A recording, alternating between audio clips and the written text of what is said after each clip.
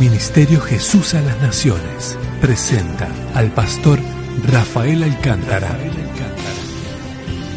con una palabra de Dios para tu vida. Porque me rescató, porque me trajo aquí. Vaya conmigo a la primera carta de Pedro, al capítulo 2. Y voy a leer los primeros 3 versículos del capítulo 2 y luego voy a ir a través de este capítulo. Voy a compartir algunos pensamientos sobre lo que tiene que ver con la zapata, los cimientos o el fundamento de la vida del cristiano, como usted le llame, zapata, cimiento, fundamento, usted nómbrelo como usted quiera. Dice así: desechando pues toda malicia, todo engaño, hipocresía, envidias y todas las detracciones, desead como niños recién nacidos la leche espiritual no adulterada, para que por ella crezcáis para salvación, si es que habéis gustado la benignidad del Señor. Amén. Estamos leyendo correctamente, ¿verdad? ¿Sí? Muy bien. Présteme su oído. Como les decía, voy a hablar sobre lo que tiene que ver con los cimientos o los fundamentos o el fundamento, la base de la vida del cristiano. ¿Dónde descansa la seguridad del creyente? ¿Dónde descansa la seguridad de este mundo, de la sociedad en la cual nosotros nos encontramos? Hay una palabra aquí que se utiliza que necesita traducción, es la palabra detracciones. Usted sabe, yo decía que yo no entendía lo que era esta palabra, pero la palabra detracciones tiene una amplia gama de aplicaciones o de sinónimos que se pueden utilizar. Y son las palabras calumnias, murmuraciones, burlas, menosprecios, difamaciones de cualquier índole. Son utilizadas para describir lo que reina en el mundo en el cual nosotros nos encontramos. El escritor de esta carta, que es el apóstol Pedro, lo que hace es que en los primeros 2 capítulos describe nuestra posición, diga conmigo posición, o describe quiénes somos nosotros en Cristo, describe nuestra identidad, y en vista de que nosotros hemos sido elegidos y hemos sido llamados para ser santos, y no solo para ser santos, pues la palabra santo tiene 2 implicaciones, la implicación de separado y la implicación de ser limpio. Pero también hemos sido llamados a pensar y actuar diferente al resto del mundo. Entonces él dice que desechemos pues todo lo que identifica este mundo y que nosotros, como niños recién nacidos, anhelemos ser alimentados con el alimento espiritual de la palabra de Dios. En otras palabras, desechemos lo que es del mundo y tengamos un anhelo por conocer al Señor. En otras palabras, no nos conformemos solamente con decir, bueno, tengo un paquete comprado para ir al cielo, sino que nosotros procuremos que mientras caminamos en este mundo, la vida de Cristo reine en nosotros. Dice, desead como niños recién nacidos la leche espiritual no adulterada para que por ellas crezcáis. Hasta llegar a un punto donde nosotros podemos decir, tengo la seguridad de que si suena la trompeta me voy con Cristo, si me muero me voy con Cristo, si el Señor, ¿verdad?, viene por su iglesia, me voy con Cristo. Y él dice, si es que habéis gustado la benignidad del Señor, cuando usted ha experimentado el poder y la gracia de Dios, usted no anhela otra cosa que la presencia del Señor. ¿Y qué es lo que hace el creyente? Que es como que se enamora de la palabra, quiere aprender más del Señor, quiere saber cómo agradarle al Señor, cómo vivir una vida que sea agradable a Él. Y mientras yo pensaba en esto, yo decía, cuando uno ha gustado la benignidad del Señor, ¿qué es lo que hace uno? Procura pasar tiempo con Dios. Miren, hay 2 formas de orar, o no 2 formas, hay varias formas de orar. Hay una manera en la que usted viene y agarra, ora porque usted sabe que es una obligación. Y bueno, voy a hacerlo porque yo sé que necesito a Dios, es una obligación. Y de repente usted se pone de rodillas y empieza, ¿verdad?, a cruzarle por la mente todas las cosas que hizo en el día. A veces se queda dormido, porque la mente es así, el cuerpo es así. Jesús dijo que a la carne y la sangre no le gusta lo espiritual. Hay otra forma de orar en la que usted solamente entra a la presencia del Señor porque usted sabe que Él le puede dar, que Él lo puede ayudar, que Él le puede resolver y usted solamente entra a pedir en la presencia del Señor. Pero hay otra forma de orar que yo creo que es la ideal, en la que usted anhela pasar tiempo con el Señor. En la que usted dice, necesito a Dios en mi vida, necesito su presencia, necesito buscar ese momento de encuentro, esa necesidad en el corazón. Él dice, si es que ustedes habéis gustado la benignidad del Señor, ustedes tienen que anhelar estar en la presencia de Dios para poder llegar a experimentar el cambio en la vida cristiana que nosotros necesitamos.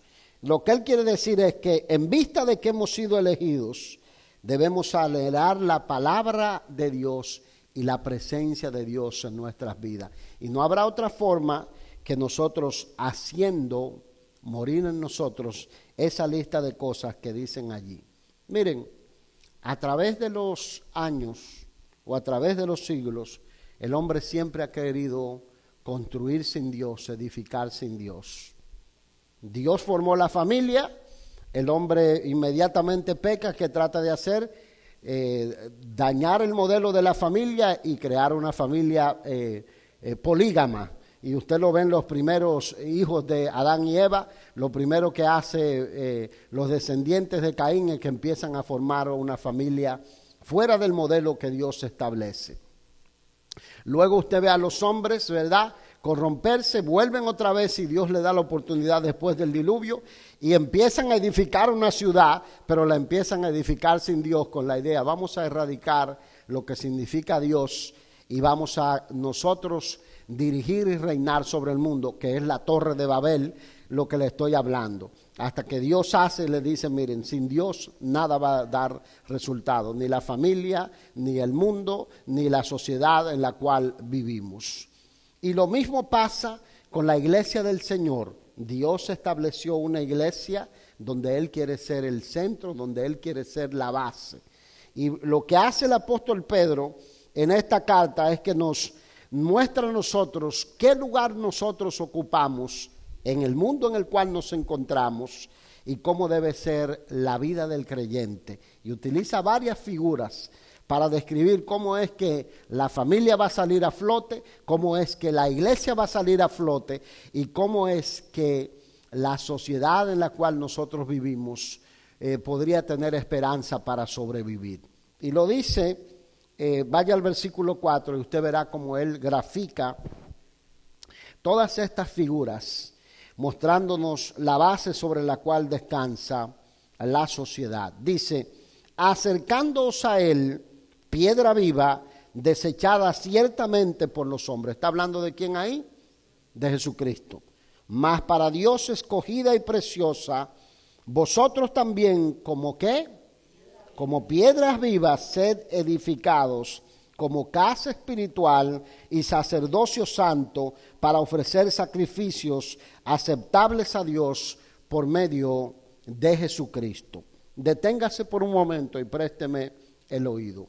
Él utiliza la figura de que nosotros debemos acercarnos a Jesucristo como que es una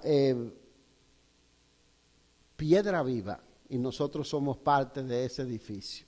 La iglesia del Señor es una institución viviente en la que Jesucristo reina, en la que Jesucristo es el Señor. Cuando nosotros nos acercamos a la presencia del Señor, debe haber una conciencia en nosotros de que el Espíritu de Dios vive en nosotros, de que lo que el Señor va a recibir de nosotros es algo que le agrade. Por eso la Biblia dice que hay que ofrecer sacrificios que sean aceptables a Dios.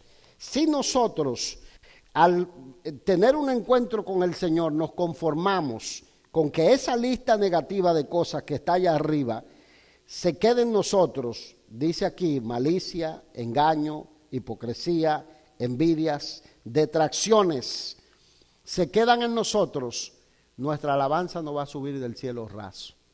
Entonces nosotros debe haber que se llama un anhelo por ser cambiados por el poder y la presencia de Dios para que nuestras oraciones suban a la presencia de Dios sin tener impedimento.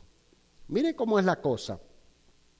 Cuando Él está poniendo la base en este primer capítulo, Él está poniendo la base para que nosotros tengamos victoria luego en el mundo real. Si nosotros entendemos que nosotros primero vamos a ganar la batalla en el plano espiritual, entonces en el mundo real las cosas van a salir de manera más fácil. ¿Dónde se encuentra verdaderamente la batalla del creyente?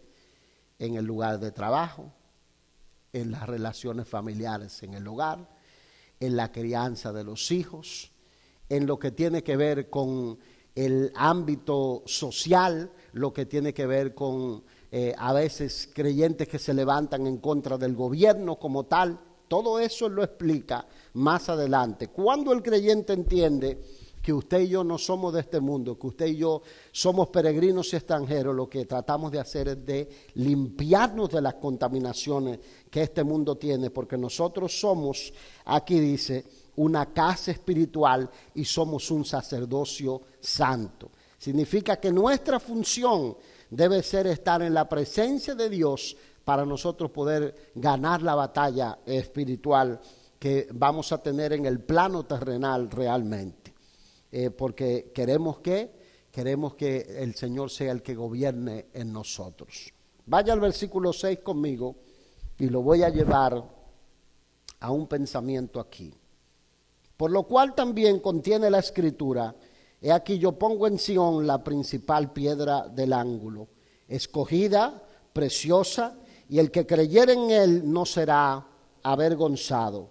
Mas para vosotros, pues los que creéis, él es precioso, pero para los que no creen, la piedra que desecharon los edificadores ha venido a ser la cabeza del ángulo, y piedra de tropiezo y roca que hace caer, porque tropiezan en la palabra siendo desobedientes, a lo cual también fueron destinados.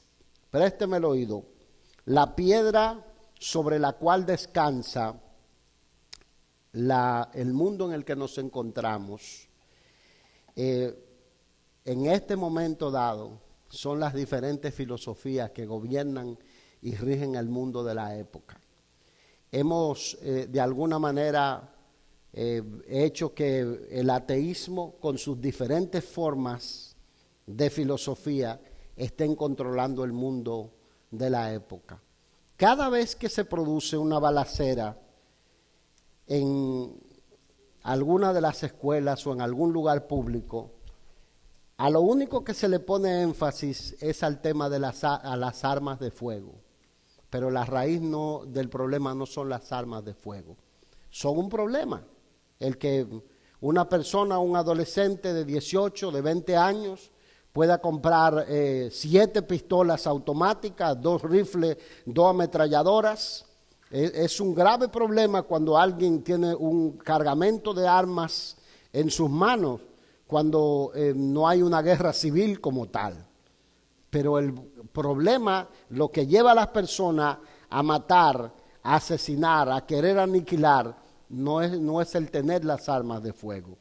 Lo que lleva a las personas es el conjunto de cosas que se han dejado entrar a la vida de la persona. ¿Bajo qué cimiento esa familia que crió ese hijo estaba criándolo? ¿Qué grupo de enseñanza le estaba pasando? ¿Qué cosas se estaba permitiendo que entraran a la vida de las personas? ¿Qué es lo que está dominando la sociedad en la cual nosotros vivimos? Un sinnúmero de sinsentidos. El otro día miraba un video de alguien de esa gente que hace defensa política y hablaban 2 amigos y uno de los 2 amigos le decía, mira, yo hace tiempo que no nos vemos, ¿sabes qué? Soy padre Y dice, sí, dice, pero si no te has casado, no tienes hijos, no, dice, yo adopté. Y cuando le dice, mira, adopté una niña de 6 años. Y cuando la niña de 6 años sale, es un anciano con barba, con cana y con peluca y, ¿verdad?, y disfrazado de niña. Y entonces dice, no, lo que pasa es, dice, pero si es un anciano, ¿cómo que es tu hija? No, lo que pasa es que él se autopercibe como una niña de 6 años. Entonces dice, tú estás mal, estás demente. Entonces le dice, no, lo que pasa es que tú tienes un pensamiento atrasado, no puedes entender que esa es mi hija de 6 años. Entonces, todo este sinsentido, ¿qué es lo que hace? Que está dominando la sociedad, porque los hombres, la Biblia dice que rechazaron a Jesucristo como la piedra angular, rechazaron a Jesucristo como la base sobre la cual debe descansar la familia y debe descansar la sociedad. Para el creyente, Jesucristo es la base sobre la cual descansa nuestra vida. Y sabemos que Jesucristo dijo que al que escucha las palabras que Él habla y la hace, Él le compararía a un hombre prudente que edificó su casa sobre la roca, que vinieron vientos, vinieron ríos, dieron con ímpetu contra aquella casa y no cayó porque estaba fundada sobre la roca. Pero el que no tiene la casa fundada sobre la roca, ¿qué dice? Que la mínima corriente de agua se la lleva. Entonces, ¿qué es lo que está ocurriendo hoy en día? La sociedad está bajo cimiento flojo, bajo cimiento inestable. Han rechazado a Jesucristo como tal. Piensen esto, porque muchas veces nosotros decimos somos cristianos, ¿verdad? Pero estamos llenos de un montón de filosofías y de ideas y de pensamientos que son antibíblicos, que no representan lo que es la palabra o el fundamento de la palabra del Señor. Nos representan la base que nos van a dar seguridad, que le van a dar seguridad a nuestros hijos y le van a dar seguridad a la familia. Nuestra seguridad debe estar puesta en el Señor. Entonces Pedro utiliza aquí la figura y está citando un pasaje, y ese pasaje es el Salmo 118. Vaya al Salmo 118 conmigo. Porque lo que él está haciendo es citando un pasaje que es dado por David en el Salmo 118.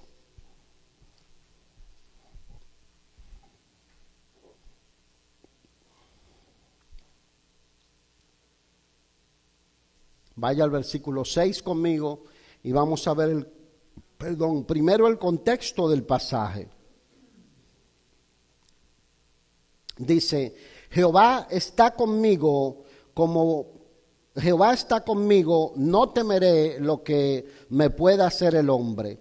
Jehová está conmigo entre los que me ayudan, por tanto yo veré mi deseo en los que me aborrecen. Mejor es confiar en Jehová que confiar en el hombre. Mejor es confiar en Jehová que confiar en príncipes. Vaya al versículo 22, donde él entonces, Pedro cita la profecía dada de este versículo 22. Dice, la piedra que desecharon los edificadores ha venido a ser cabeza del ángulo. De parte de Jehová es esto, y es cosa maravillosa a nuestros ojos. Este es el día que hizo Jehová, nos gozaremos y nos alegraremos en él. Présteme el oído, porque lo que él está diciendo es esto. La gente que no conoce al Señor tiene la confianza puesta en los reyes de este mundo, tiene la confianza puesta en la economía de este mundo, tiene la confianza puesta en las cosas materiales de este mundo, tiene la confianza puesta en sus títulos, tiene la confianza puesta en las cosas que almacena, en los dones y las capacidades que tiene. David está hablando en este salmo y en los versículos anteriores dice, miren, aquellos confían en sus ejércitos, estos confían en las riquezas que amontonan, las naciones me rodearon todas, pero en el nombre de Jehová yo las voy a vencer. En otras palabras, aunque los hombres rechacen a Cristo, nosotros nuestra seguridad debe descansar en esa piedra sobre la cual descansa nuestra vida. En otras palabras, aunque la tierra tiemble, aunque el mundo sea conmovido, nosotros no seremos removidos de esa seguridad, porque nuestra familia está bajo una roca firme que se llama Jesucristo. ¿Significa eso que no vamos a padecer tribulación o no vamos a padecer dificultades? De ninguna manera. Mire esto. Hay una expresión que Pedro usa al final de la carta, y yo creo que es en el capítulo 5, tiene 5 capítulos esta carta, y él dice, esta es la verdadera gracia de Dios. Es muy importante saber cuál es la verdadera gracia de Dios, porque mucha gente predica otra gracia en lo que le dicen, no te puedes enfermar porque tú fuiste llamado para estar sano 100% toda la vida. Tú no puedes tener necesidad porque tú fuiste llamado para estar rico. Tú no puedes envejecer pronto porque tú fuiste llamado para estar joven, aunque sea a cirugía limpia, ¿verdad? Pero fuimos llamados para estar joven, ¿verdad? Bueno, si hay que hacer una ayudita no queda mal, ¿verdad? Gloria, no se haga tan santo tampoco, ¿verdad? Pero la gracia o la gracia que le predican es que usted tiene que tener favor en todas las cosas, que usted no puede tener problemas. Es más, en la gracia a veces que se confunde es que vamos a tener un tiempo de tribulación, pero después va a venir un tiempo donde vamos a ir de gloria en gloria todos los días de nuestra vida hasta que Cristo viene. Eso no es así. No me diga amén. No me diga amén. Esto es crisis, proceso, victoria, crisis, proceso, victoria. Porque si Dios nos deja ir, oiga, en sillón reclinable al cielo, nos olvidamos del Señor.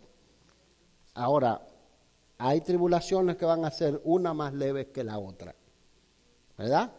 Y a veces Dios nos va a pasar por pruebas fuertes para hacernos firmes en la fe, después va a alivianar la prueba. Pero la verdadera gracia de Dios es que el mundo no te va a dar Grammy, el mundo no te va a reconocer, el mundo no te va a aplaudir, el mundo no va a aceptar la iglesia del Señor como, ¿verdad?, la organización que va a traer solución a los problemas del mundo, sino que vamos a tener oposición, pero nuestra seguridad descansa en que nosotros estamos en Cristo Jesús y Él es una roca firme que no va a ser removida por la corriente de los tiempos. ¿Se entiende eso? Por eso Él dice aquí, mejor es confiar en Jehová que confiar en el hombre. Mejor es confiar en Jehová que confiar en príncipes. Habrá un día, ¿verdad?, cuando diremos, nos gozaremos y nos alegraremos en el Señor. Lo que Pedro está haciendo es citando esta misma profecía que fue dada por los labios de Jesús a los escribas, a los religiosos de sus días. Vaya conmigo a Mateo capítulo 21, versículo 41.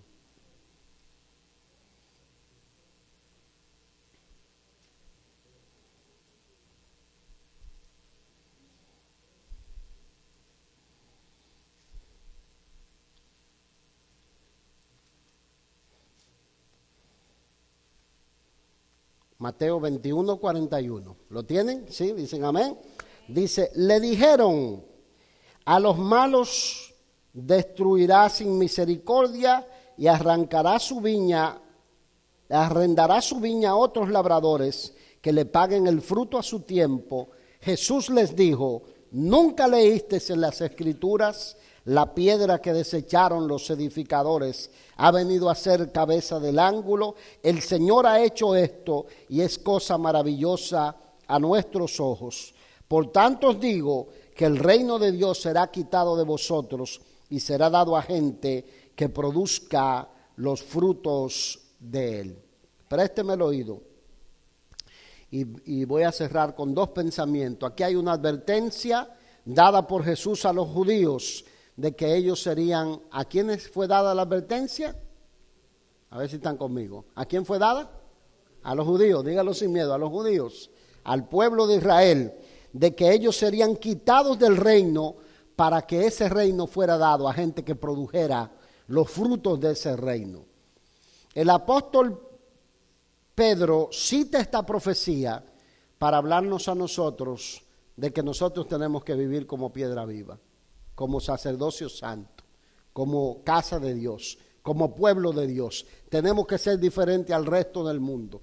Tenemos que dirigir nuestra vida no por filosofía de este mundo, sino por los principios que da la palabra del Señor. El apóstol Pedro escribe esta carta para recordarnos que nosotros fuimos llamados a dar fruto espiritual.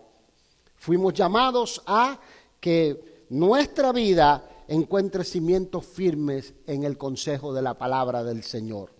O corremos el mismo peligro que corrían los religiosos de los días de Jesús, que dice que el reino le sería quitado y entonces sería dado a gente que produzca los frutos de él. En otras palabras, aquel que no da fruto será removido. O sea, usted no se puede sentir seguro, tan seguro, si usted y yo no estamos dando el fruto que Dios espera que demos.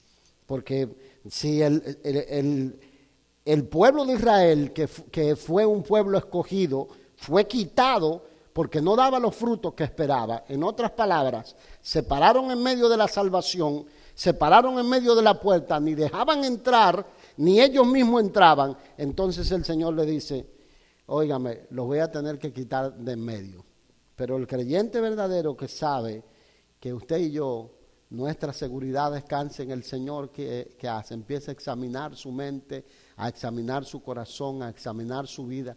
¿Qué hay allí que yo tengo que sacar que no es del Señor? ¿Qué filosofías están controlando mi pensamiento que no son el pensamiento de la palabra del Señor? ¿Qué cosas pueden hacer que mi familia se derribe o que mi vida espiritual se derribe? ¿Qué cosas pueden hacer que la iglesia del Señor corra peligro como tal? Que nos volvamos una iglesia indiferente, una iglesia que no ame las almas, una iglesia que no de fruto, que no alcance al perdido, que no sea efectiva en la sociedad en la que nos encontramos. El Señor dice, miren, la piedra que desecharon los edificadores ha venido a ser cabeza del ángulo. Así como el Señor rechazó a los religiosos, puede rechazar a cualquier creyente que no dé fruto espiritualmente. Vaya conmigo a Romanos capítulo 11, versículo 24, donde allí se contiene una advertencia dada a nosotros como iglesia. 11:24 de Romanos.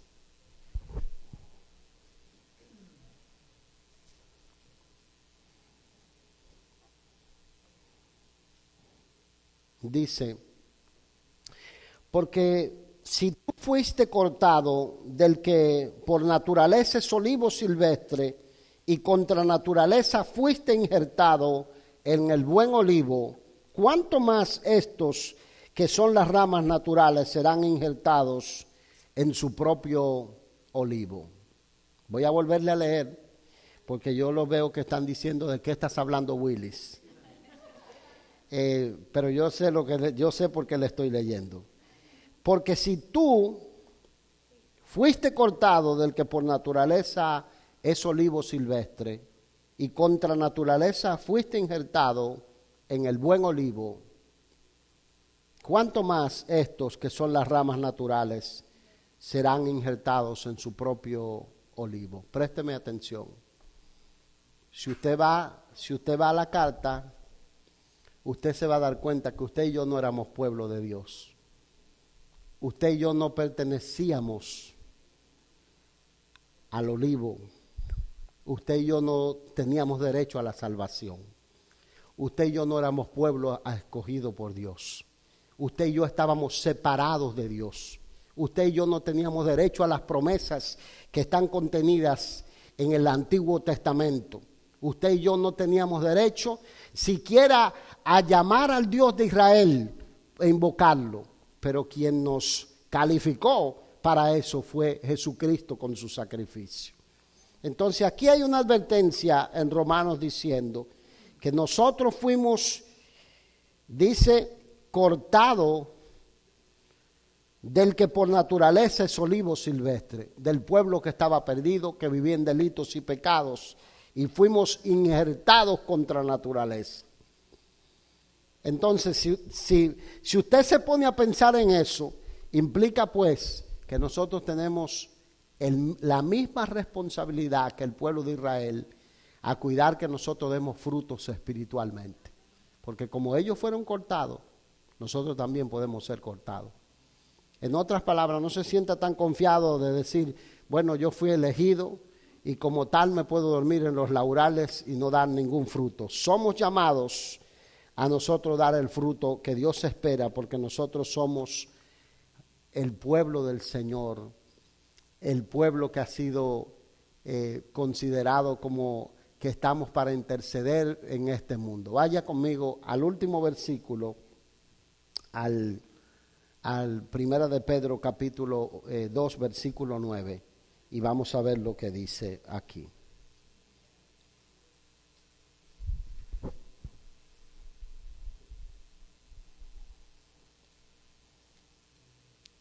Mire quiénes somos nosotros.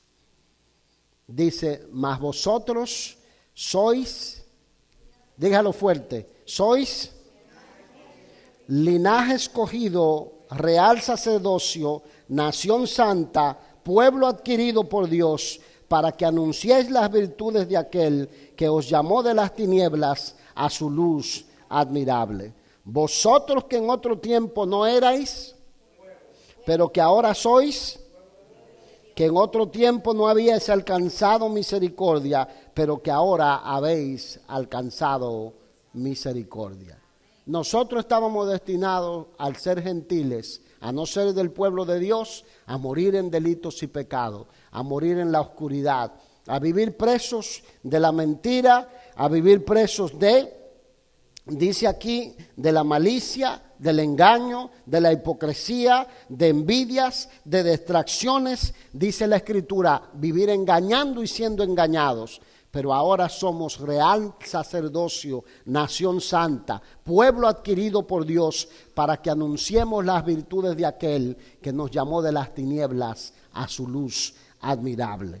Nuestra seguridad, la seguridad de nuestra familia, descansa en Dios, no descansa en la economía de este mundo, no descansa en los príncipes de este mundo, no descansa en nada que los hombres puedan hacer. Por eso nosotros somos llamados no a levantarnos en armas en contra del gobierno, que es la confusión que tienen muchos creyentes hoy en día en la época. Levantan movimientos revolucionarios en contra del gobierno, no.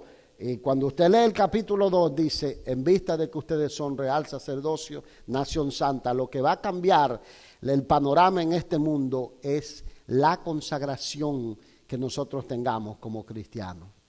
Eso implica vigilancia a nuestra vida espiritual, vigilancia a qué están aprendiendo nuestros hijos, vigilancia a qué de qué manera nosotros estamos manejando nuestra vida, y el diablo será en breve pisoteado bajo la planta de los pies de la iglesia. ¿Dice amén?